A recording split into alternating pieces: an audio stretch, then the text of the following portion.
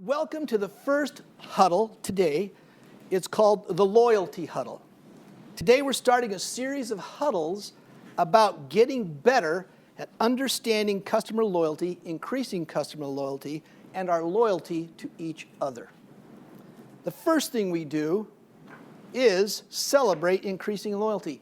Anybody here can tell us a story about somebody on the team who's great at increasing loyalty? Think about people that you work with. Yes, Leticia.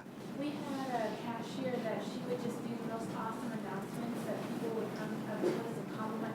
Hey, look, I just stop by sometimes to see what she's going to say, how she's going to greet us. And, Oh, how great. just want to come back. What's her name? Gloria. Gloria? Let's give it up for Gloria. That's awesome. Celebrating is the second thing on the agenda. So when someone's doing a great thing or has kept a commitment from the week before, we celebrate them. Why do you think we celebrate?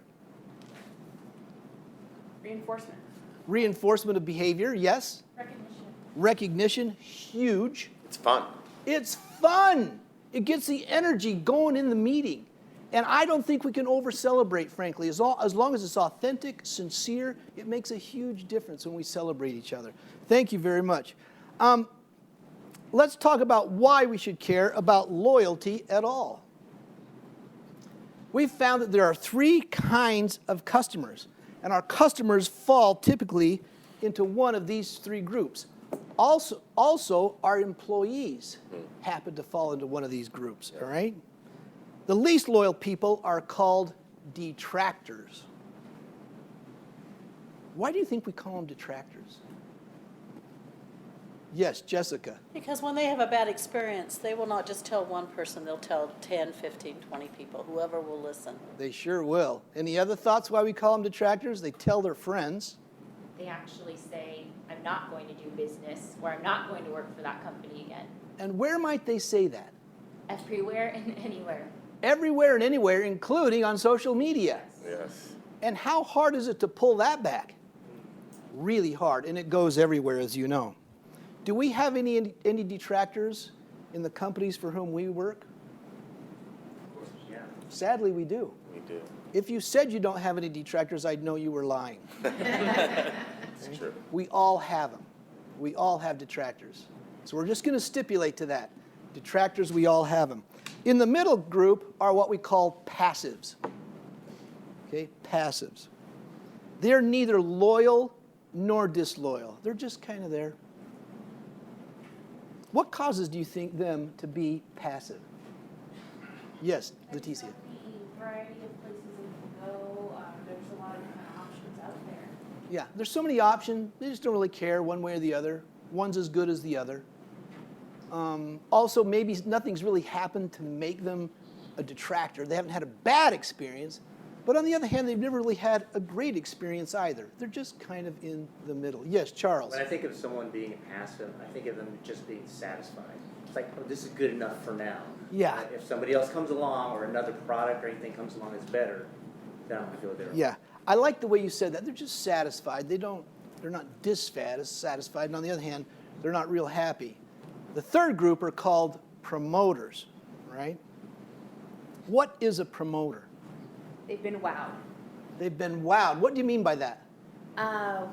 Being wowed means you've had that experience where you remember the person who serviced you, you remember the item that you bought, you remember the store that you went to, and it created that memory for you that provides that wowed feeling when you think about it. And what do these promoters do that's very similar to the detractors? Ashley? They share their experiences. They share it.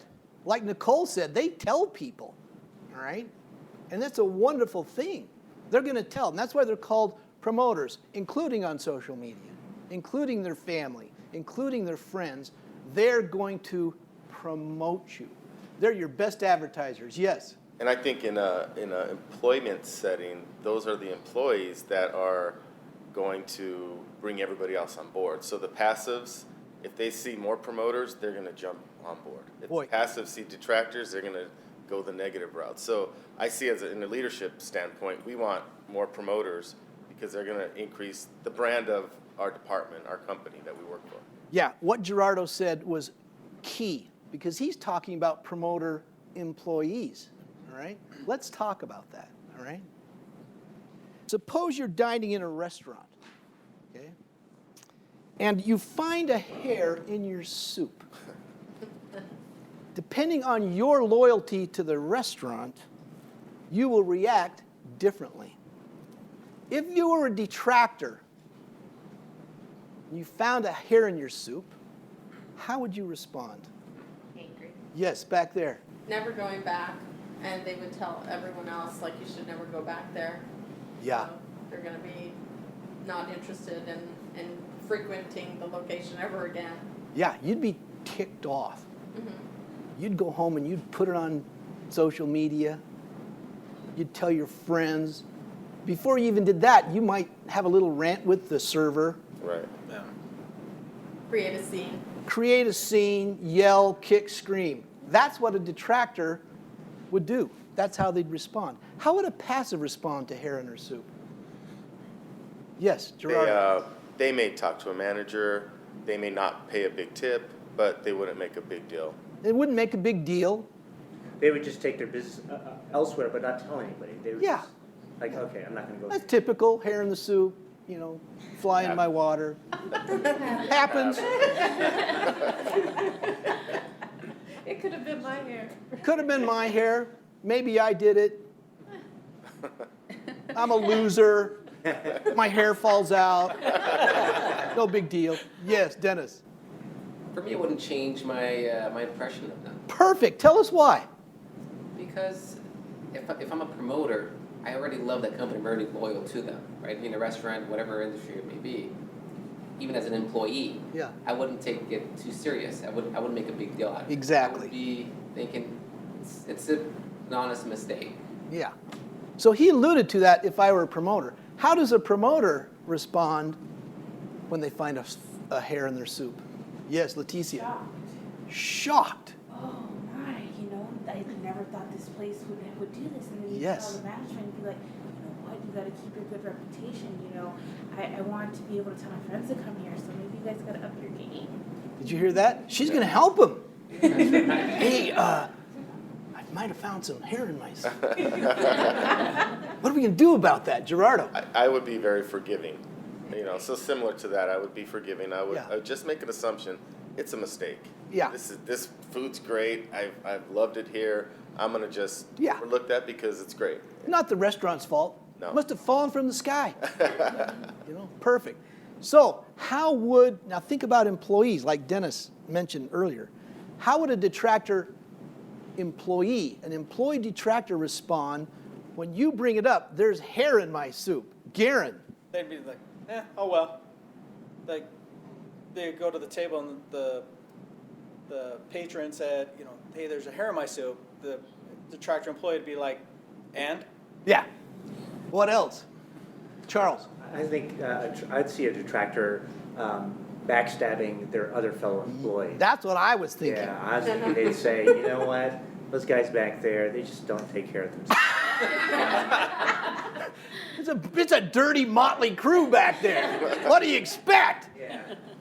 They'd probably attack the business if they weren't happy. They'd Yeah. be like, oh, this place is disgusting. I hate working here. Yeah. Yeah, it's no surprise you should go down the street. Yeah, exactly. So you get it, guys? Yeah. That's what a detractor employee can do to you. Because we all have problems in our businesses here and there, but a detractor employee is going to make them worse. How would a passive employee respond? Waiter, there's a hair in my soup. What would you want me to do about it? Yeah, Do you want to take it back? Do you want to pull it out? yeah. Something else? Pull it out. Let's get you a new one. They wouldn't really, Very neutral. Oh, yeah, well, too bad. Yeah. Now, what does your promoter employee do? Jessica. They're going to empathize, apologize, make it right, and then go above and beyond to recover from the experience. Beautiful, beautiful. How might that sound? You're the server.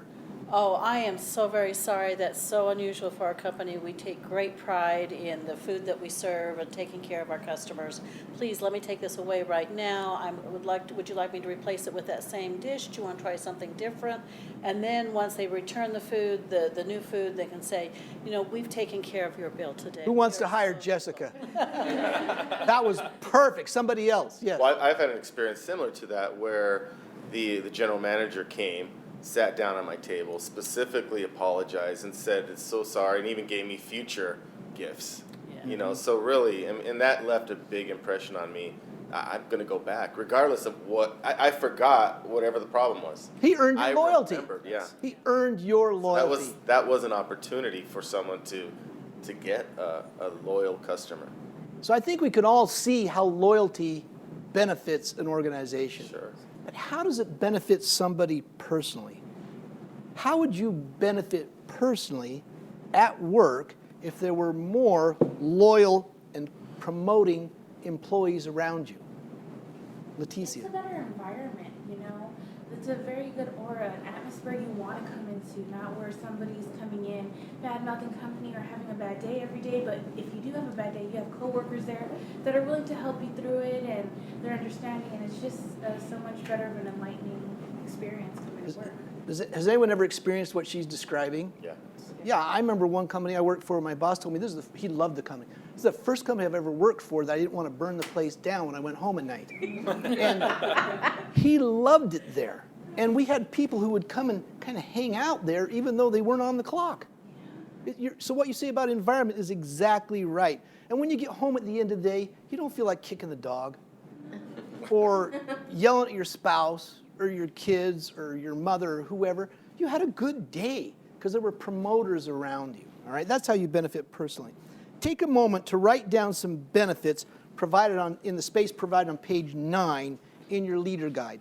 These are the benefits to you personally. We know your business is going to benefit, but how's it going to benefit you? Like Leticia said, how's it going to change the way you are personally? I like this part right now, consultants, because this is where they're thinking about how it benefits them.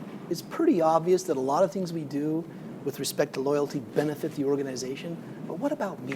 What about me personally? What difference does it make in my life?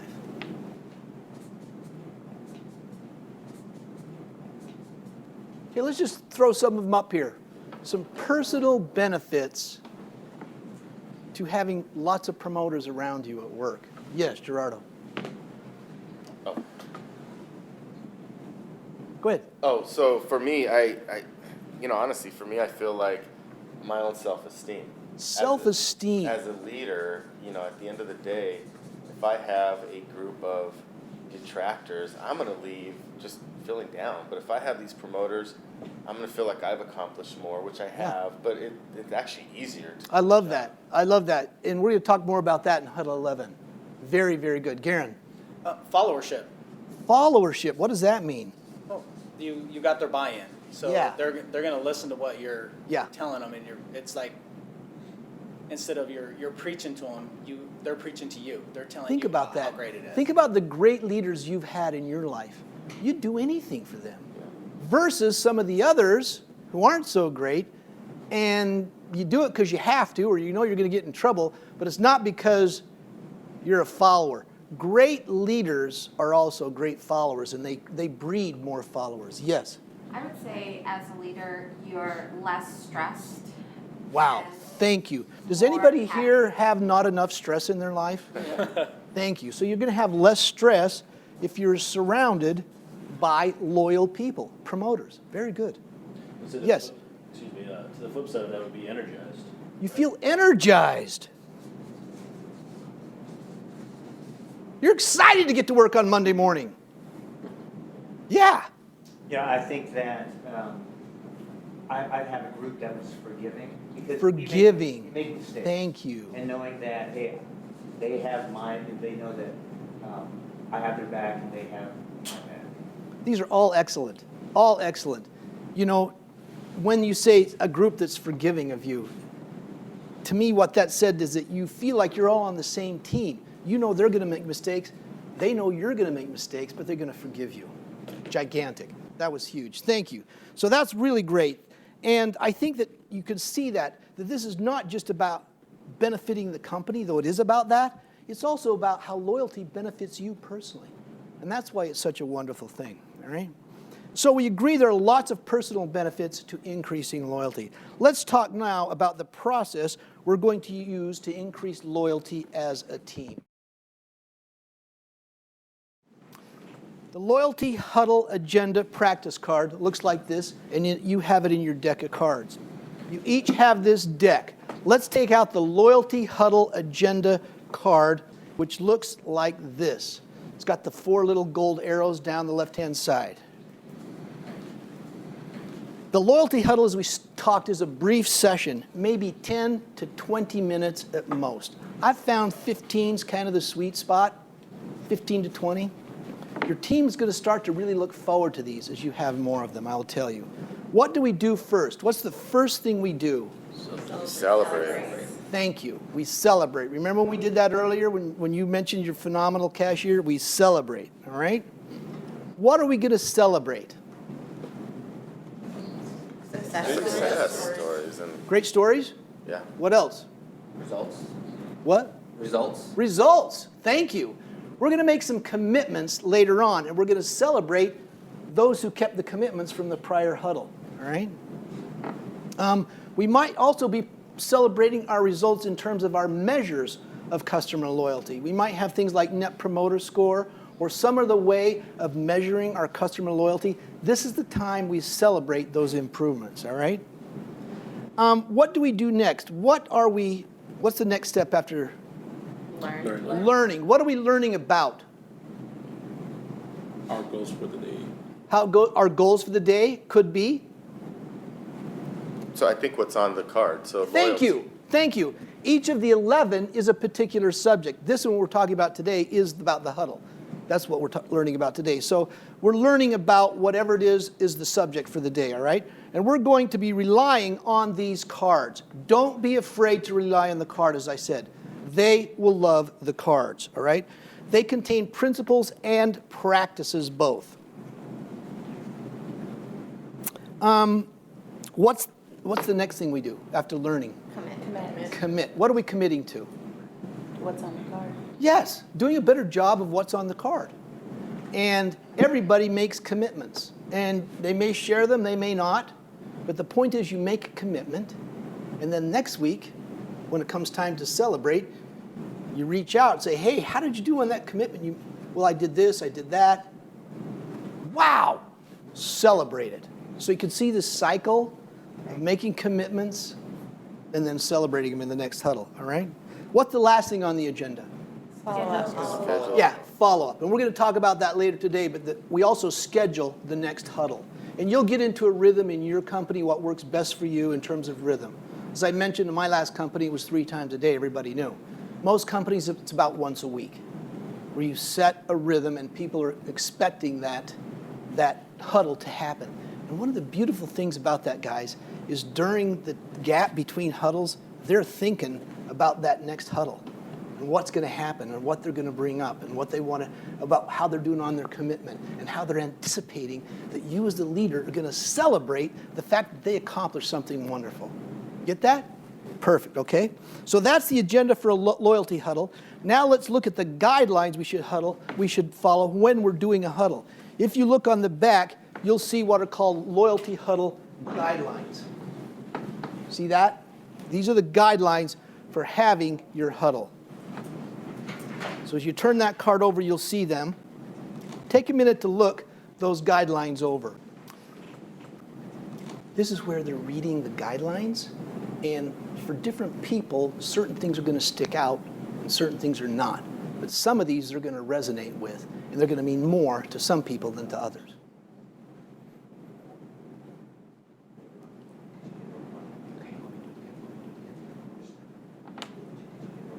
Okay, after looking through those guidelines, what stood out to you?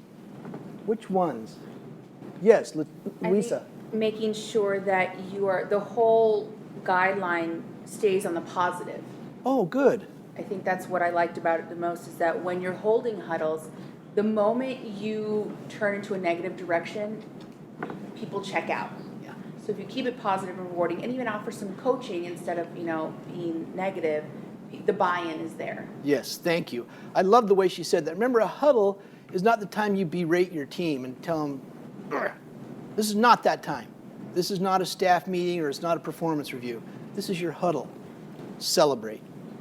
Yes, Nicole. The one that stood out to me is listen. Listen. Tell us why. Because when you're leading huddles in the middle of the day, unplanned things have always occurred. So it's so hard to stay focused and in the moment and not take over because you want to do the next thing, right? Wow. And so if you listen, it creates a presence for everybody in the group, and it also is just genuine for everyone involved. But it's easy to forget when you're trying to get work done. Yes. And we're going to talk about this later today because what she has said is a brilliant point. Listening is so key, and we're going to actually talk about that later. But she's right. If you can listen as the huddle leader, it makes a big, big deposit with your team. Yes, Charles. So tagging on to what Nicole shared, unlike a football huddle where the quarterback's the only one talking, the thing I like about this is it's an open discussion. You see it's two-way dialogue. People are having conversations during the huddle rather than just a person leading it. Thank you. And that is a big difference from a football huddle. And thank you for pointing that out. Very good. Yes. What stood out to me was encourage commitments. I think by getting everybody to have skin in the game, it's going to make the process so much stronger. So if everybody's involved, everybody's making a commitment, they're gonna feel that they're part of this process. What an insightful comment. You're exactly right. Leah. The word that was repeated on here is helpful. Helpful. So, yeah, that was the thing that stood out to me. Thank you. Every time I started a huddle, I always thought, and I was taught this, what can I do today to help my team? And I think what Leah said is so critical. When you go into that huddle, if that's your attitude, what can I do to help? It's going to make a huge difference. Let's watch a video now about a guy who knows how to increase customer loyalty.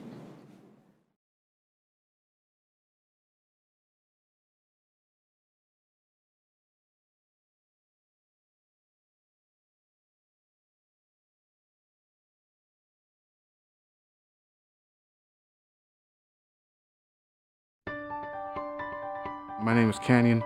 I'm a technician here at Safe Light Auto Glass in Portland, Oregon. I'm Lummi from the Lummi Reservation. Really great people. We're very loving. Whenever I get a customer on the phone, trust is a very big thing. It takes years and years to trust somebody, and we have minutes. Every morning, I give each one of my customers a call, giving them a closer ETA. And when I called this customer, I discovered that he was deaf. Then I thought of Amanda. I've known American Sign Language since I was about 8 years old. I always thought it was beautiful and that it's like music for your eyes. And I thought that was an amazing gift to have, to be able to communicate with the deaf. Canyon, I'm gonna give Canyon a name sign. Canyon said that there were some really important things that he wanted to communicate with his client. I don't know if you've ever taken the time to learn a little tiny bit of somebody else's native tongue. That opens up the doors to trust. My name is Amanda. My friend, Canyon, asked me to help him explain how today's appointment will go. The first thing he noticed was a crack in my phone because I dropped it. The whole process will take up maybe half an hour, maybe 45 minutes, that's all. He was nodding his head and giggling a little bit. Grateful, I guess, would be the word. That's it, thank you. The walls did fall, and I earned his trust that day, I guess.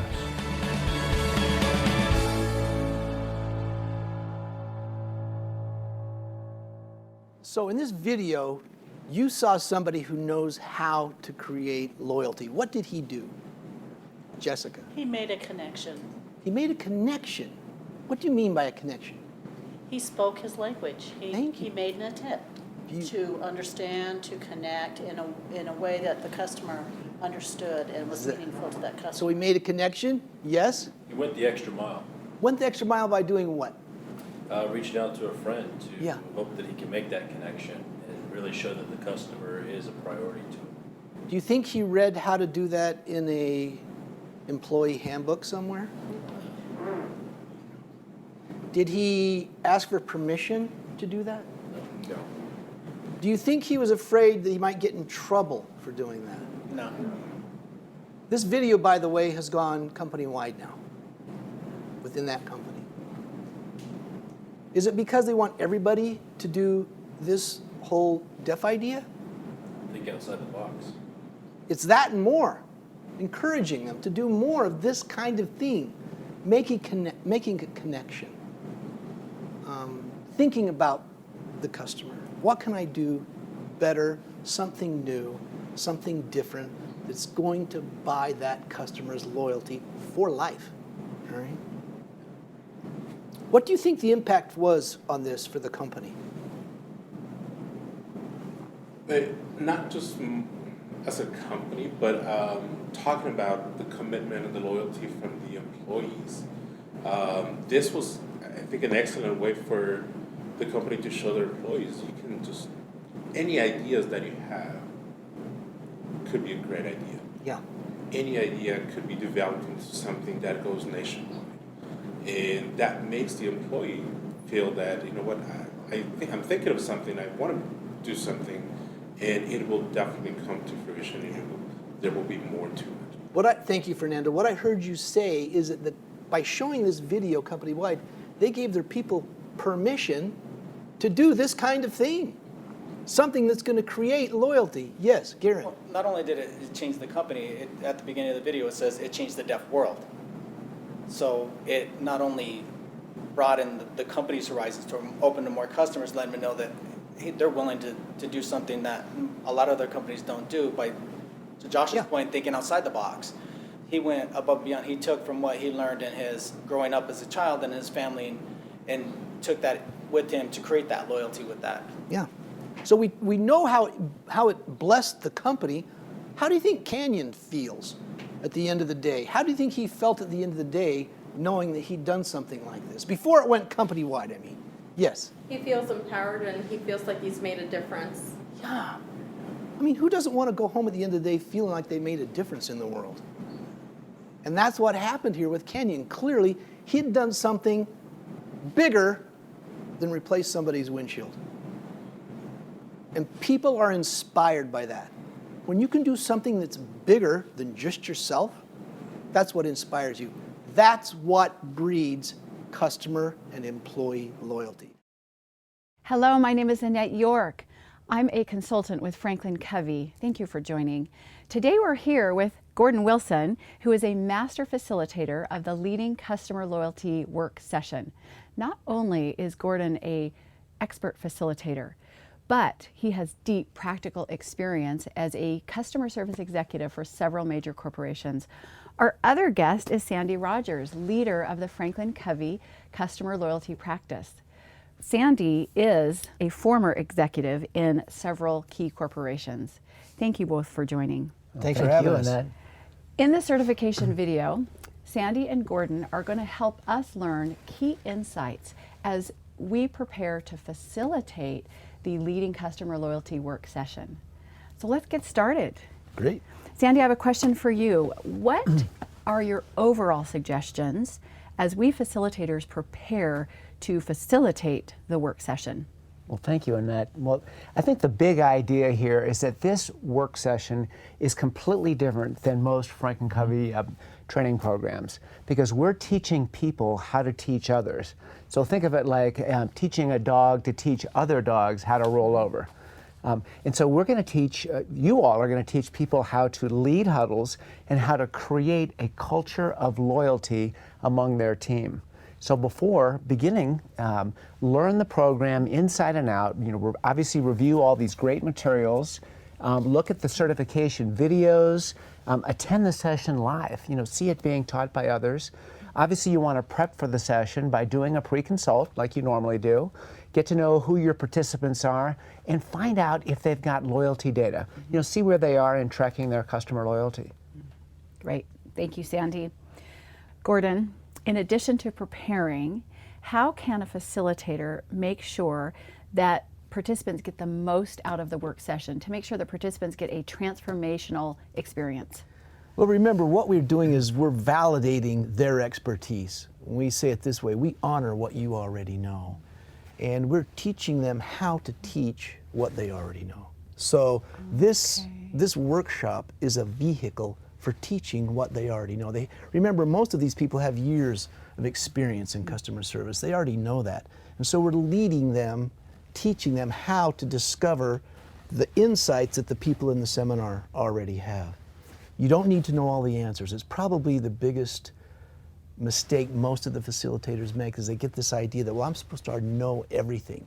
No, encourage questions, encourage active participation. Let each of the participants help each other in answering the questions that come up, and allow the group to resolve the questions. You as the facilitator aren't supposed to know all the answers. Also, I think something that really helps is to give them time to go through the exercises and to go through the discussions. Don't rush it.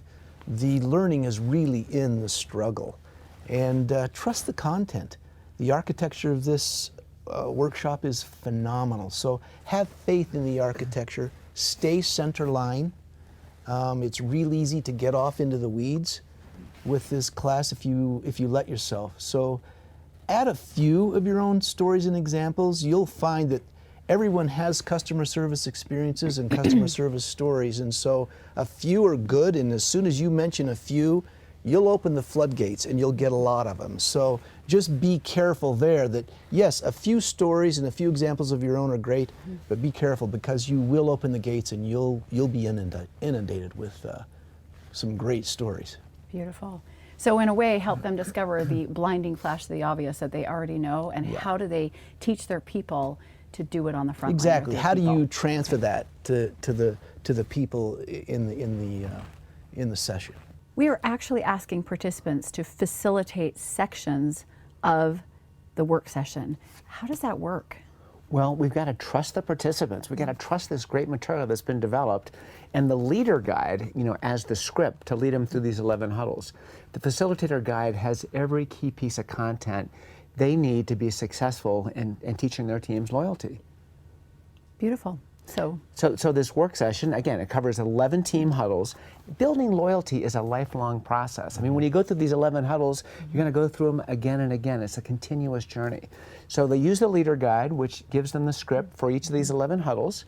They have practice cards. They've got scenario cards. And they've got this wonderful book for every frontline associate. It's Who You Are. These tools are going to lead them to build loyalty in a very collaborative, inspiring way. beautiful, thank you. Now, the work session is designed as a one-day work session. We also know that our clients often need more flexibility. So what are the options in terms of scheduling and breaking it up if they need to? Well, I think it can be whatever the facilitator and the client decide works best for that client. But one work session and one work day session works best. But it could be taught in groups of 2 or 3. They're very bite-sizable, if you know what I mean, because there's 11 segments. We also have live clicks, which is 3 2-hour sessions.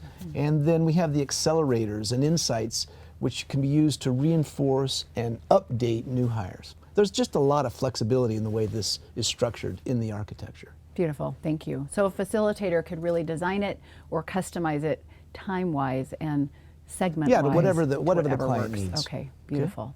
Now, the other thing that I've noticed is that we emphasize that this is not a quick fix, it's a process.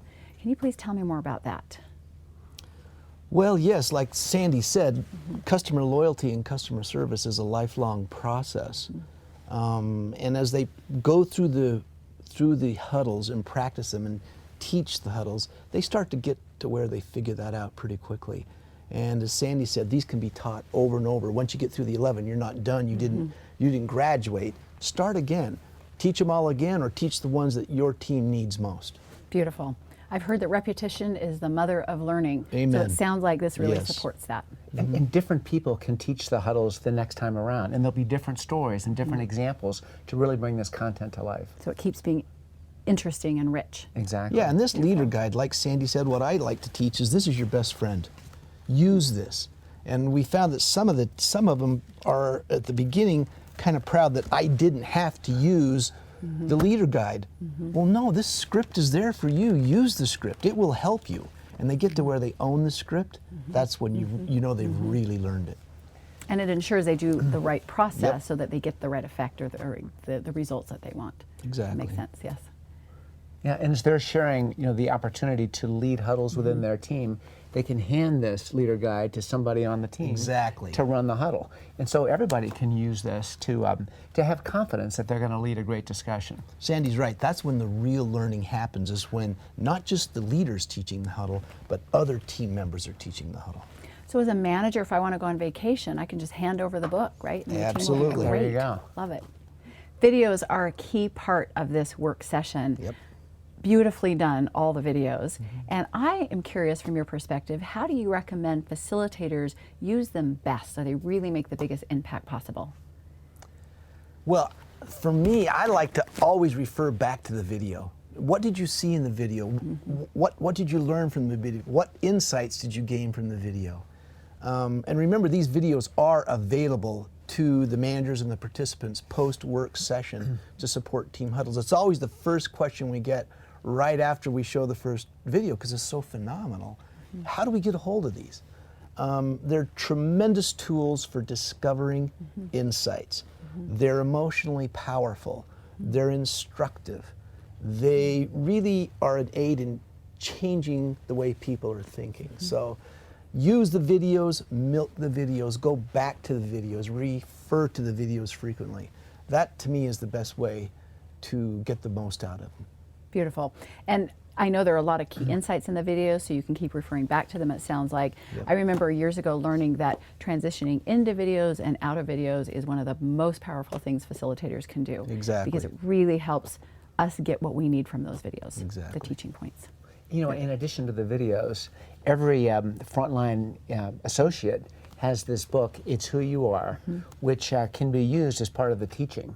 People can go to a particular page. So everybody's got access to the videos and the audios, because some of these are audios.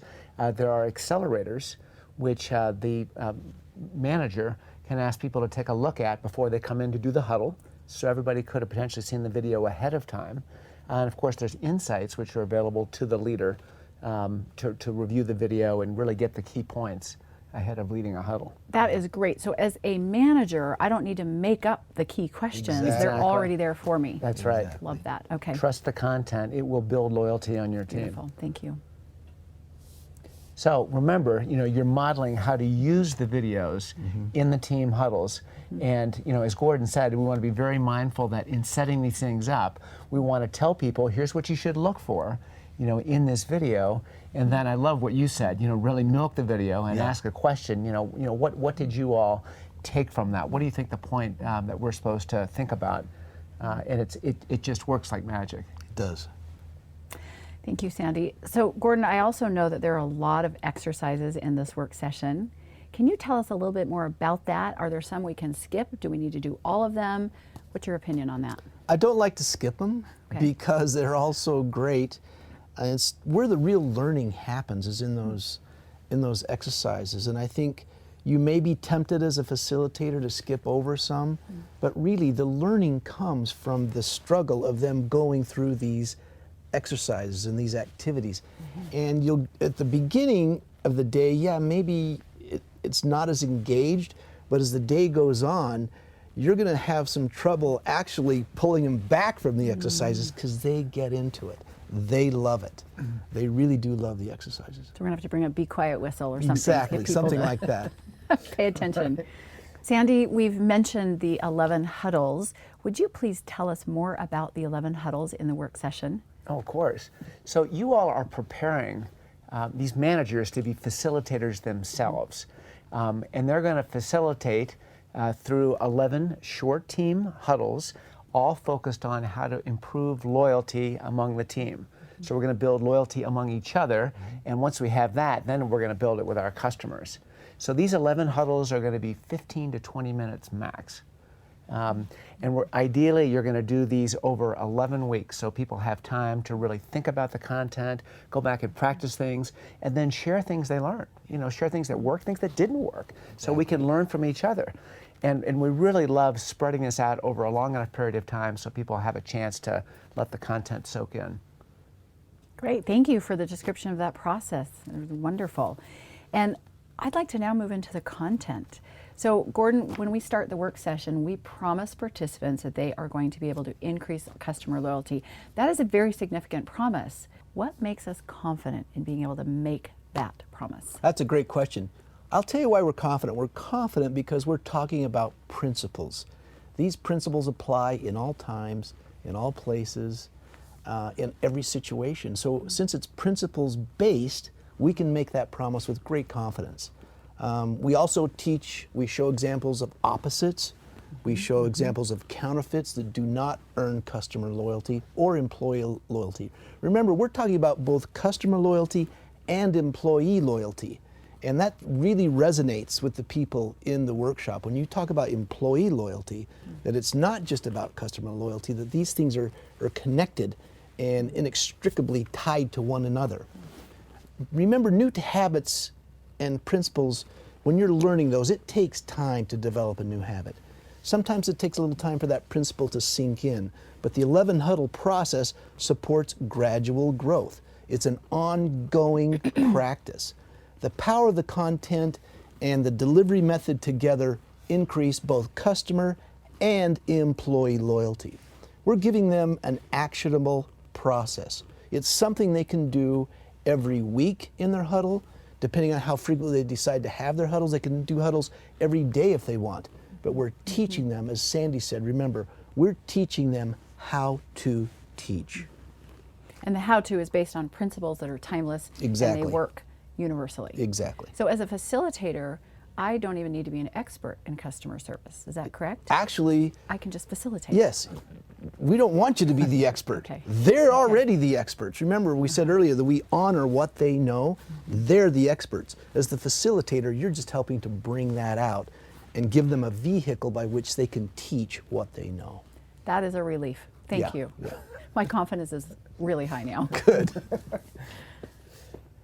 So you're going to trust the center line, you're going to use the great questions and exercises, and there's just phenomenal tools. I mean, these cards, everybody's got a copy of these cards. You can use a card, direct somebody to a particular principle or a practice. Great. And the cards are pocket size. So they fit in your back pocket or in your shirt pocket or wherever, and they bring these to the huddle. That's the genius in the design of these, is that they're very, very transportable. Well, I would rather be the guide on the side than the person tap dancing in the center anyway. So this sounds really wonderful. Sandy, Franklin Covey has always based training on timeless principles and effective paradigm shifts. In this work session, what paradigms are actually shifted? Well, this is the really fun part about this course, because we have taken these incredible paradigms that a lot of us are familiar with as customers, as consumers.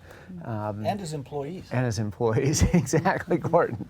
So here are these paradigm shifts which are powerful and I think our light bulbs are going to go off. One is Or on. Or on. Yes. That's right. Well, here's the one that's going to go off. Apathy. You know, how often do we go into a place of business and people don't seem to, have a lot of interest? From apathy to empathy, to genuinely caring and want to connect with people. From, don't take responsibility, could care less, to really being responsible and wanting to own the problem, to really understand and own it and fix it.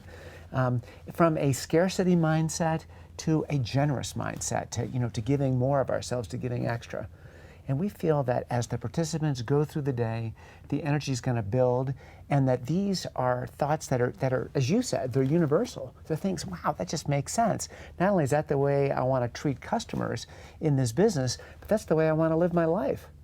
I want to live that way too. And I noticed that what he said about the energy building through the day, that's exactly what happens. Unlike some workshops that we teach, you get this afternoon kind of doldrum, not with this one. The energy actually builds as the day goes on. As the light bulbs come on, as they start to internalize the concepts and make the paradigm shifts in their minds, the energy actually builds. It's one of the great things about this workshop. Because the principles have an igniting power, I think that's believe, it. in terms of get people really excited if they get to live that way and show up that way. Yep.